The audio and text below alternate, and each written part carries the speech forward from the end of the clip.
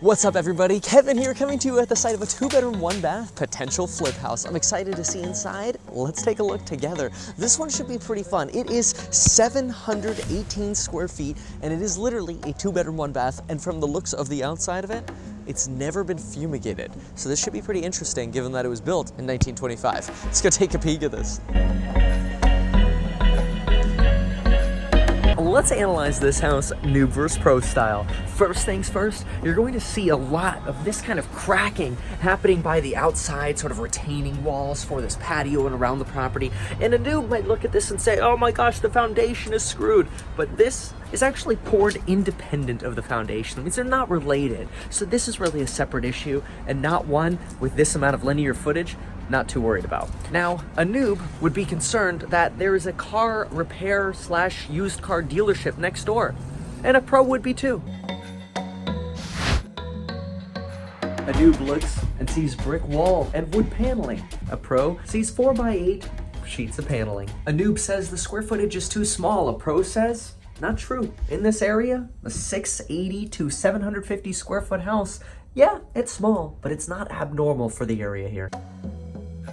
A noob walks into the kitchen and says, what is that? There's a hole in the ceiling. A pro says, that's called a gravity lift to carry troops and supplies between the ship and... There's a gravity lift that carries troops and supplies between the ship and the... I mean, it's a gravity hole. Basically, hot air from your stove rises and goes out of the hole. Best form of ventilation you could ask for in 1925. Meanwhile, the real pro goes over here and says, looks like termites are making their own exit strategy.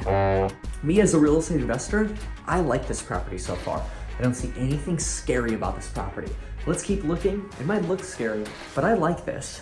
A noob says there are tops to tin cans on the wall. A pro says those are hole patches. A noob says the kitchen cabinets are original. Pro says, duh, but did you see the galvanized plumbing they've got? Something to keep an eye out for. Is there any copper anywhere else? Or did they use PEX? Because they know about galvanitic corrosion. Is when you connect copper to galvanized iron. Without the proper separation, you get galvanitic corrosion. A noob says there's termite damage at the doors. A pro says, well duh, that's usually where termites go chewing, is exterior surfaces that are easy to access. A noob looks at the original flooring and says, oh my gosh, I have to replace all the flooring. A pro says, I can replace these slaps with other oak.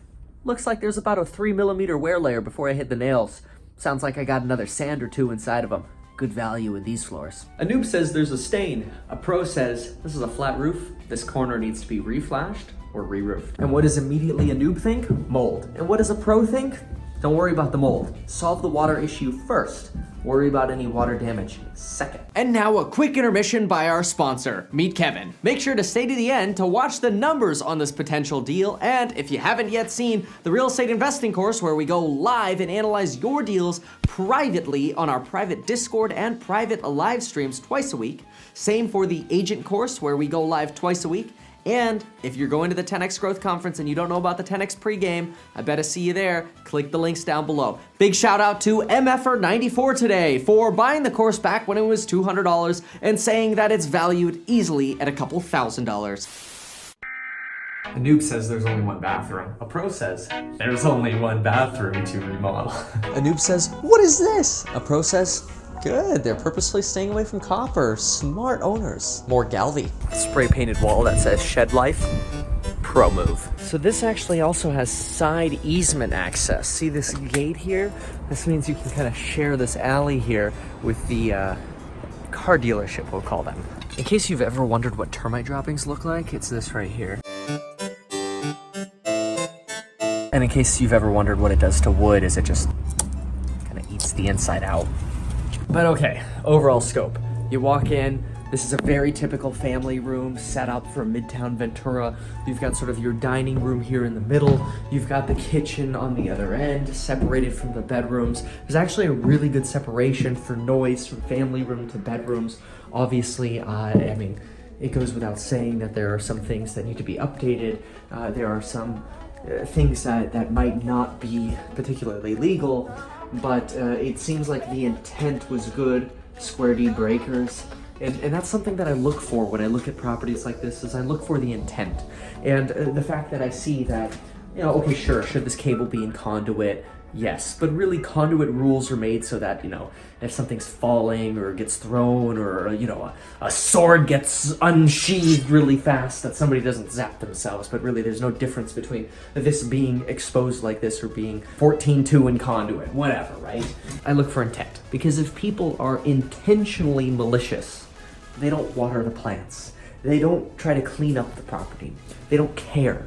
But when a family is selling a property, when somebody has moved on and hasn't been able to take care of it anymore, then it doesn't necessarily make anybody a bad person because they're selling a place that needs work. And there's already an offer on this property, so the best thing I can wish for them is multiple offers.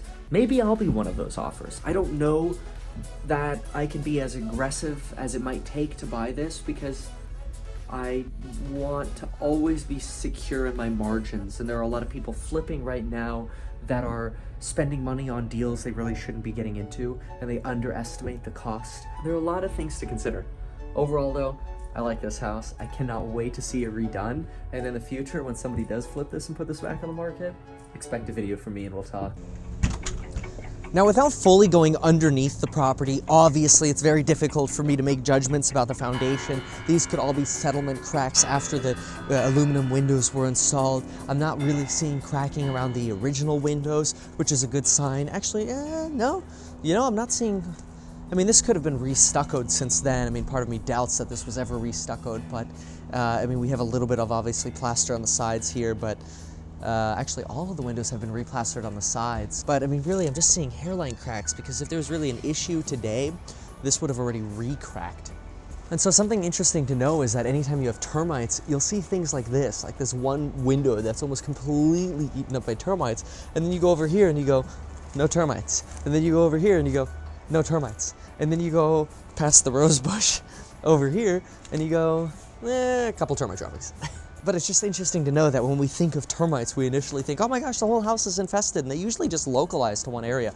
When we took a peek under the foundation, I didn't see anything scary. It looked like knob and tube wiring had been replaced. Overall, foundation looked pretty good, and I haven't seen any cracking along the exterior. Here's another access. Let's take a peek in here.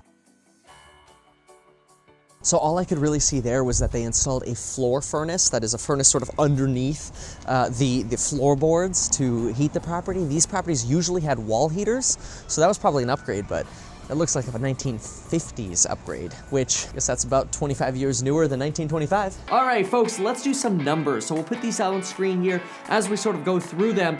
Here are my numbers. So when I analyze a flip to see, is there potential to make money on this deal, my goal is to do conservative construction numbers, to where maybe I won't even spend money on certain things. And I should be able to make at least 10 to 15%. That is, if this house is going to cost $400,000, I really want to see a potential profit of somewhere around $50,000 to go through the effort of doing this. That way, if mistakes happen and I end up only making $20,000 or $30,000, it's still worth the time, energy, effort, and the money that went into it. And there's still a return of my money and a return on my money. So let's look at some dollars here in terms of the amounts that we could spend on this property. I'd probably start with spending about $8,000 on drywall and nice soft close shaker style IKEA kitchen cabinets. Then I'd throw in a countertop, nice quartz countertop sink. We go in, by the way, into detail and exactly what types of materials I recommend in the real estate investing course, and all the goodies in detail, what colors to use, what schemes are in, what's not in, where to save money, and so on and so forth. But anyway, throw in a countertop, quartz, a sink with a backsplash, let's call it $3,000,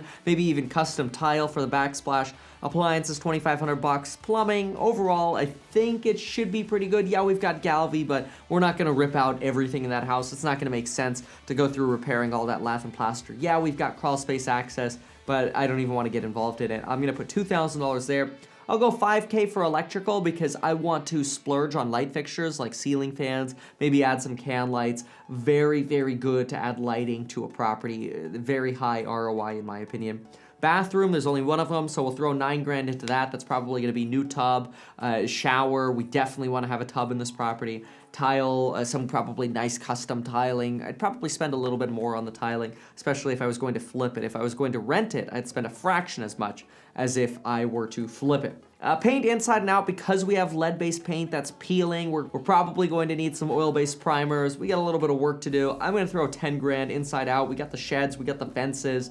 That might end up being a little bit low. Refinish the floors, replace the damaged slats, new baseboards, window trim, door trim. That's 4.5 grand, 1.5 grand, and 2.5 grand. Hardware, this would be like new knobs on cabinets or in bathrooms, or hardware on doors and hinges that are pre-existing, lock sets, things like that. $1,200. Door replacements, $2,500. We shouldn't be replacing too many of the doors. We'll try to keep that to a minimum and use kind of what we have. Garage door, throw a new one in, $1,000. That might be high. It's just a 1-car garage, but that garage has other stuff going on anyway. I haven't even been inside of it, so who knows where you're gonna be up against. Anyway, then we've got a roof repair. I'm throwing in 5 grand. I probably would just try to re-flash that corner. I probably would not re-roof the whole thing unless it came up as a large issue during inspections.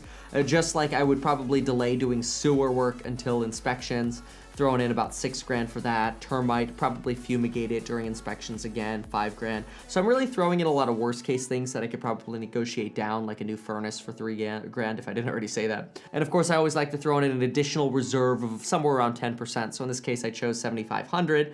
And that gives us some fix-up total on a 718 square foot house already of $96,400. That's insane. Now you can, right now there's an offer on the property. The odds are you could probably pick it up for about $405,000. Let's say you got it for $405 with your closing costs and your total fix-up, and then of course you have holding costs, which holding costs, the number one thing we like to forget, those are going to be things like your property taxes, your interest expense, your vacant home insurance. I mean, it's a nightmare how quickly the expenses add up. Talk about this a lot again in detail in the course, and we'll be talking a lot about analyzing these deals specifically in the course, and analyzing your deals too, keep that in mind. Okay, so then we are going to be at basically a subtotal into this deal of $519,000, $519,400. And I like to do just quick break-even math. Notice that this isn't like some crazy template. I like to do these from scratch every single time because I really have to think about the property and look at all the pictures, and then all of a sudden, rather than just going down a checklist, I'm actually looking, going, oh yeah, that's right. There's that gravity hole we got to deal with. There's that extra sub panel we got to deal with. We got to demo that shed in the back there. I mean, there's some things that I haven't even made it onto here, but I've got a nice reserve. Although I don't want to say that too much because then the reserve goes fast. But anyway. We've got landscaping on here. Yeah, landscaping demo dumps on here. Don't know if I mentioned that yet. But anyway, divide this by 0.94 to figure out where my break-even point is. My break-even is going to be about 552.